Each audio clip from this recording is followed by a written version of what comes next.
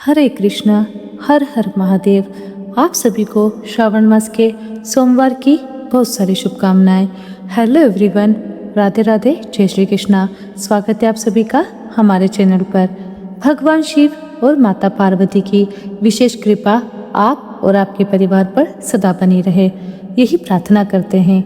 वैसे तो यह संपूर्ण श्रावण मास भक्तों के लिए भगवान शिव की आराधना करने का एक सुवर्ण अवसर होता है, लेकिन श्रावण मास का सोमवार विशेष रूप से भगवान शिव को प्रसन्न करने के लिए अत्यंत पुण्य फल प्रदायक बताया गया है। श्रावण मास के सोमवार का विशेष महत्व होता है। भगवान शिव की आराधना करने वाला व्यक्ति मोक्ष का अधिकारी बनता है।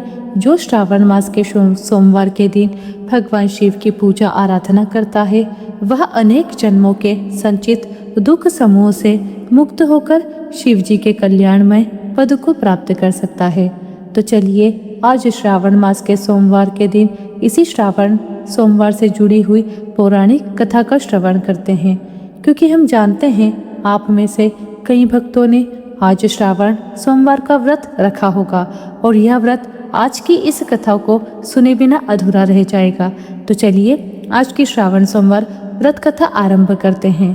कैलाशवासी, गिरिजा विलासी, शशान वासी, सुमनो निवासी, काशी निवासी, विजय प्रकाशी, योनाद कल्पेश्वरम सो जो कैलाश पर निवास करते हैं और भगवती गिरिजा के संग सदैव आनंद की अनुभूति करते हैं, जो शमशानवासी होने पर भी भक्तों के मन और हृदय में निवास करते हैं और काशी में रहने वाले तथा विजय प्रदान करने वाले हैं। वे अन्य और कोई नहीं अपितु भगवान आदि कल्पेश्वर हैं। श्रावण मास के सोमवार की कथा का वर्णन सूत गोस्वामी द्वारा किया गया था और वह भी नैमिषारण्य में एकत्रित ऋषियों के समक्ष, और वह कथा इस प्रकार थी।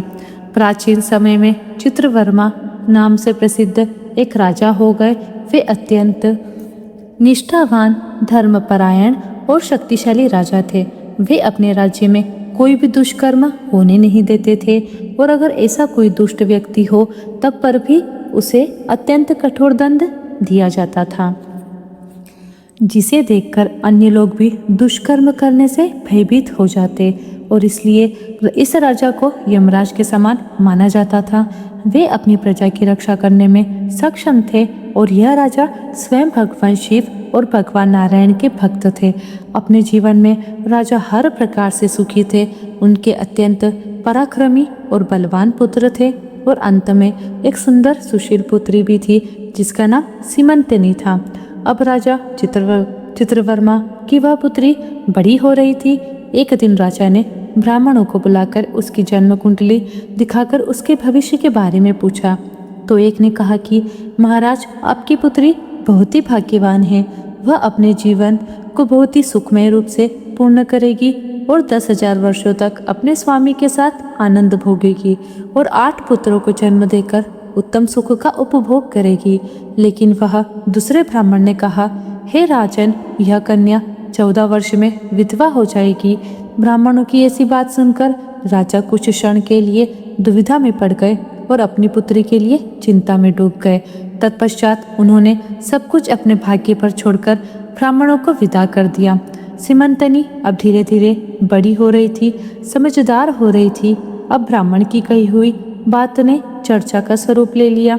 उसकी सखियां भी यह बात की चर्चा करने लगी कि वह छोटी उम्र में ही विधवा हो जाएगी और इस बात से परेशान सीमंतनी एक दिन याज्ञवल्क्य मुनि के पत्नी मैत्रेयी के पास गए।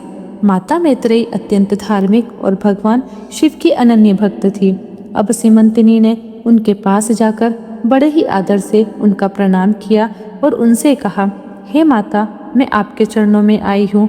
आप मुझे मार्ग दिखाइए, मुझे सौभाग्य बढ़ाने वाले सत्कर्म का उपदेश दीजिए।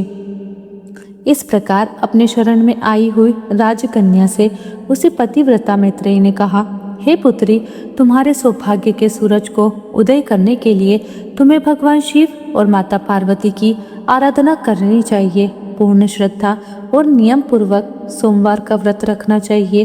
इस दिन प्रातः काल में स्नान इत्यादि करके शुद्ध वस्त्र धारण करके भगवान शिव और माता पार्वती की पूजा करके उपवास का पालन करना चाहिए और उन्हीं से अपने सौभाग्य के लिए प्रार्थना करनी चाहिए। ऐसा करने से तुम्हारे जीवन के सभी कष्ट दूर हो जाएंगे, तुम्हारे जीवन में सौभाग्य का सूरज उदय होगा।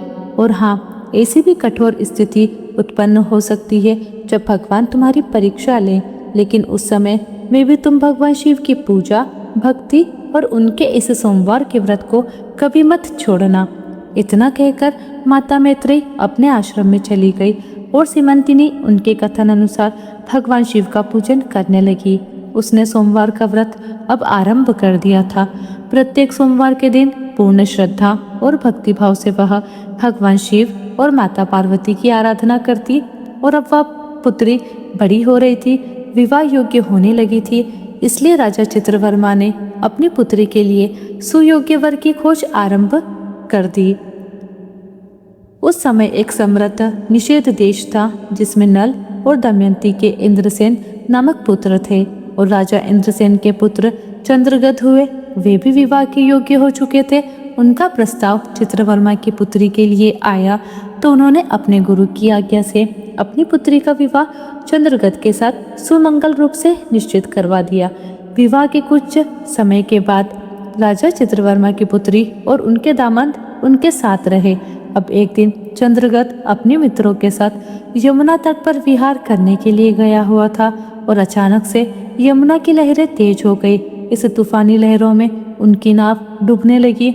नदी के दोनों तट पर भारी हाहाकार मच गया।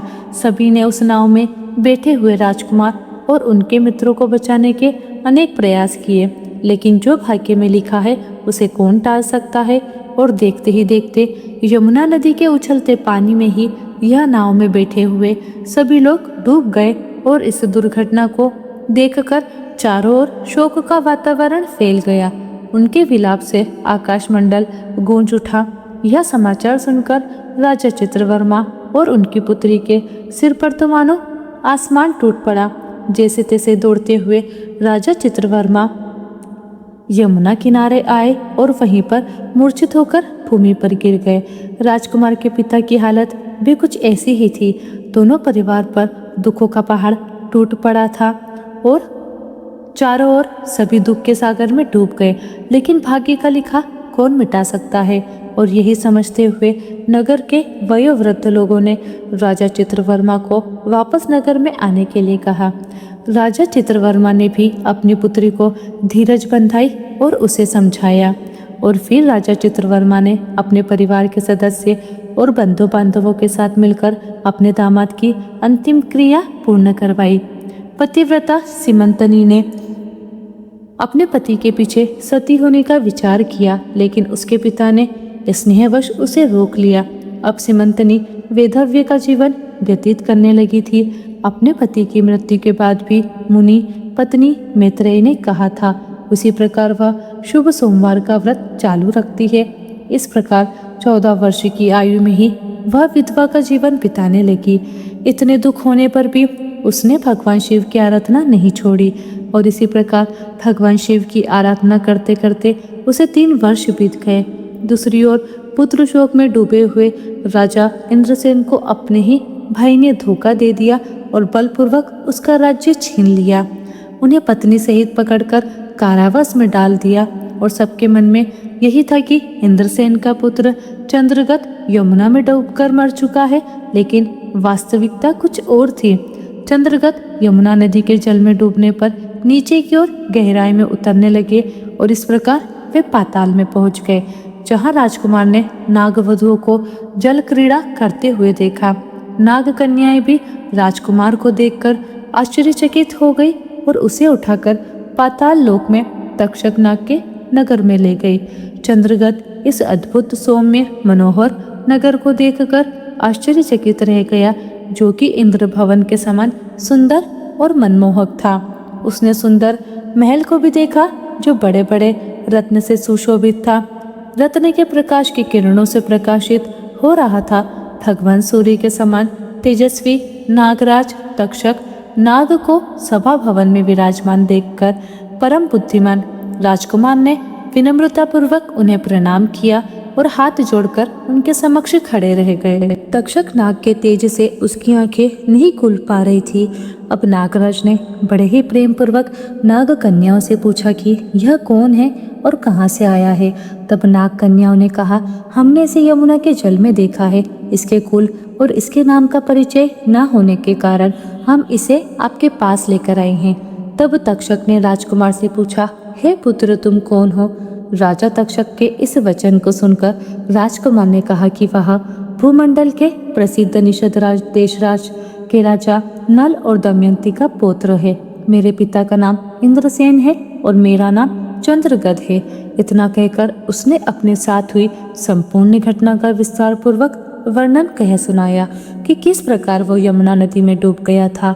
उसने यह भी कहा कि उसका विवाह अभी थोड़े समय पहले ही हुआ था और विवाह के बाद थोड़े समय के लिए वह अपने ससुराल में ही रह रहा था और अचानक ही यह घटना हो गई और यह नाग पत्नियां मुझे आपके पास लेकर आई है। किसी जन्म के पुण्य के प्रभाव से मैं यहाँ आपके दर्शन कर पा रहा हूँ। मैं धन्य हो गया। मेरे माता पिता कृतार्थ हो गए क्योंकि अपने दया करके मेरी ओर देखा। राजकुमार चंद्रगत की ऐसी मनमोहक बातें सुनकर राजा तक्षक ने कहा, हे राजकुमार, तुम भयभीत मत हो, धैर्य रखो और बताओ तुम समस्त देवताओं में से किनकी पूजा करते हो। तब राजकुमार ने कहा, हे राजन, जो देवों के भी देव है, महादेव है, वही उमापति भगवान शिव की मैं आराधना करता हूँ, जो समस्त जगत में सर्वश्रेष्ठ है, जो कारणों के भी कारण है, जिन्होंने गंगा जी को अपने सिर पर धारण किया है, जिनके सिर पर चंद्र का मुकुट है, जिनके तेज की कोई सीमा नहीं, समस्त सृष्टि के कल्याण हेतु समुद्र मंथन से निकले हुए विष को जिन्होंने पी लिया था, जो पंच महाभूतों में स्थित है, वे विश्वात्मा भगवान सदाशिव की मैं पूजा करता हूँ। संपूर्ण संसार जिनकी इच्छा के अधीन है, वही शिव की मैं आराधना करता हूँ। जो अर्धनारीश्वर हैं, भगवती जगदम्बिका जिनके अर्धांगों में निवास करती है, और हाँ, तक्षक और वासुकी दोनों नागराज जिनके कानों के कुंडल बने हुए हैं, वही पार्वतीपति महादेव का मैं पूजन करता हूँ। राजकुमार की ऐसी अमृतवाणी सुनकर तक्षक राजन अत्यंत प्रसन्न हो गए। उनके हृदय में महादेव जी के लिए जो भक्ति थी, उसका नवनिर्वाण हुआ। एक नई भक्ति रूपी सूरज का उदय उनके हृदय में हुआ और वे अत्यंत प्रसन्नता से कहने लगे, हे बालक, तुम्हारी आयु छोटी है, लेकिन तुम्हारा हृदय आत्मज्ञान से भरा हुआ है। तुम बालक होकर भी सर्व उत्कृष्ट परातत्पर शिव तत्व को जानते हो। मैं तुमसे अत्यंत प्रसन्न हूँ। यहाँ पर कोई भी दुख, रोग और पीड़ा से युक्त नहीं है। यहाँ सर्व मनोकामना पूर्ण करने वाला कल्प वृक्ष है। यहाँ मृत्यु का भी भय नहीं है। वृद्धावस्था और जरा की कोई पीड़ा भी यहाँ नहीं होती। तुम अपनी इच्छा अनुसार इस रत्न लोक में जहाँ चाहो वहाँ विहार कर सकते हो और यथा योग्य सुख भोगों का उपभोग कर सकते हो। तक्षक राजा की यह बात सुनकर बड़ी विनम्रता के साथ उस राजकुमार ने कहा, हे नागराज, मैंने उचित समय में विवाह कर लिया है। मेरी पत्नी उत्तम व्रत का पालन करके भगवान शिव की पूजा आराधना करती है और मेरे माता पिता का मैं इकलौता संतान हूँ। वे सब इस समय मुझे मरा हुआ समझकर शोक में डूबे हुए होंगे, अतः मुझे किसी प्रकार भी यहाँ अधिक समय नहीं रुकना चाहिए। इसलिए आप कृपा करके मुझे उस मनुष्य लोक में पुनः पहुँचा दीजिए। राजकुमार की इस बात को सुनकर नागराज और प्रसन्न हो गए।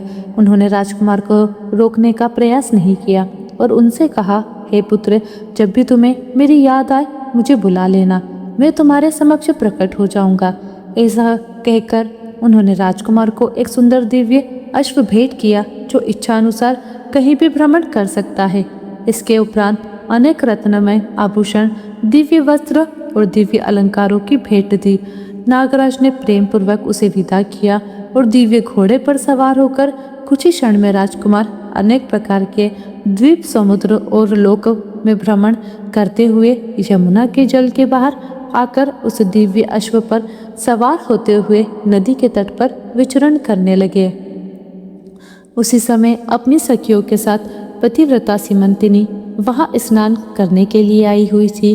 उसने यमुना तट पर मनुष्य रूप में नाग कुमारों के साथ राजकुमार चंद्रगत को देखा। राजकुमार को देखकर सीमंतनी की दृष्टि उन्हीं की ओर स्थिर हो गई। मुग्ध होकर वह वहीं पर खड़ी रही। अब राजकुमार ने भी उसे देखा। उसने मन ही मन में विचार किया कि इसे मैंने कहीं देखा है, लेकिन किंतु वह उसे पहचान नहीं पाया कि वह उसकी ही पत्नी है, क्योंकि सीमंतनी अपने पति को मरा हुआ समझकर विधवा का जीवन व्यतीत कर रही थी और शोक के कारण वह अस्वस्थ और दुर्बल भी हो चुकी थी। इसलिए राजकुमार ने उसे बुलाया और समीप बिठाकर पूछा, हे देवी, तुम कौन हो, किसकी पत्नी हो और किसकी कन्या हो? सीमंतनी भी लज्जावश स्वयं कुछ नहीं बोल पाई। तब उसकी सखियों ने सारी बात बताई कि वह राजा चित्रवर्मा की पुत्री सीमंतनी है। उसके पति चंद्रगत के दुर्भाग्यवश यमुना में डूबने से मृत्यु हो गई। उसके शोक के कारण ही उसकी ऐसी दुर्दशा हो गई है। इतना दुख होते हुए भी उसने अपने सोमवार के व्रत को नहीं छोड़ा। उसके व्रत के कारण वह यहाँ स्नान करने के लिए आई थी। इतना सब कुछ होने पर भी यह निर्मल शुद्ध हृदय से प्रति सोमवार को भक्तिपूर्वक माता पार्वती सहित महादेव जी का पूजन करती है। और इतना ही नहीं, उसके ससुराल में भी महाराज और उनकी पत्नी को उनके ही भाइयों ने कारावास में डाल दिया है। यह सब कुछ सुनकर राजकुमार अत्यंत व्याकुल हो गए। अपनी पत्नी और माता पिता की दुर्दशा सुनकर विचलित होने लगा। तब सीमंतनी ने राजकुमार को उनके हाव भाव, अंग चिन्ह, स्वर आदि लक्षणों से पहचान लिया था, लेकिन उसे लगा कि यह भ्रम हो सकता है। मेरे पति तो यमुना में डूबकर मर चुके थे। इसलिए अपना भ्रम दूर करने के लिए उसने राजकुमार से पूछा कि आप कौन हैं? आप मुझे स्वजन की भांति प्रतीत होते हैं। इतना कहकर राजकुमारी की आंखों में आंसुओं की धारा बहने लगी। वह फूट फूट कर रोने लगी और मूर्छित होकर पृथ्वी पर गिर पड़ी। अपनी पत्नी को शोक में डूबे हुए देखकर राजकुमार भी शोक में व्याकुल हो गए। थोड़ी देर चुपचाप वहीं बैठे रहे और फिर अपनी पत्नी को निहारते रहे। कुछ समय बाद राजकुमारी का चेतना वापस आई और मन ही मन सोचने लगी कि यह कैसे हो सकता है। अवश्य ही यही मेरे पति हैं, क्योंकि मेरा हृदय प्रेम से अधीर होकर इन्हीं में अनुरक्त हुआ है। लेकिन क्या मुझे अभागिनी को मेरे पति वापस मिल सकते हैं? कहीं यह मेरा भ्रम तो नहीं है, या फिर उन मुनि पत्नी मैत्री ने जो मुझे कहा था, कोई भी परिस्थिति हो सोमवार के व्रत का पालन करना, या उसका ही तो फल नहीं है। एक श्रेष्ठ ब्राह्मण ने मेरा 10,000 वर्षों का सौभाग्य बताया था, कहीं उसका वचन अवश्य सत्य तो नहीं होने वाला। यह तो अब ईश्वर ही जाने। और वैसे भी माता पार्वती के पति भोलेनाथ प्रसन्न होने पर देहधारियों के लिए कौन सी वस्तु दुर्लभ रह सकती है।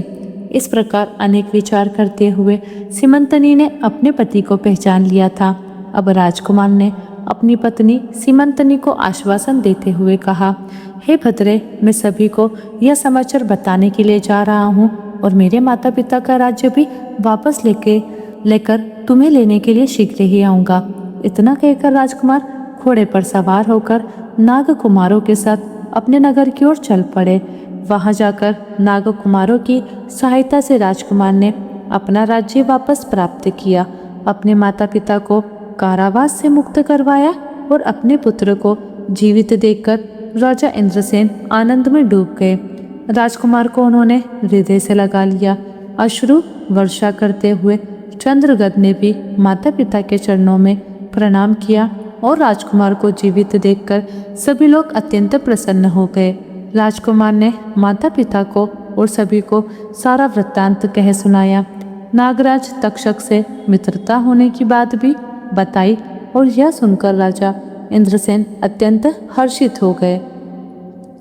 मन ही मन सोचने लगे कि अवश्य मेरी पुत्रवधू ने भगवान शिव की आराधना करके इस अनुपम सौभाग्य का उदय किया है।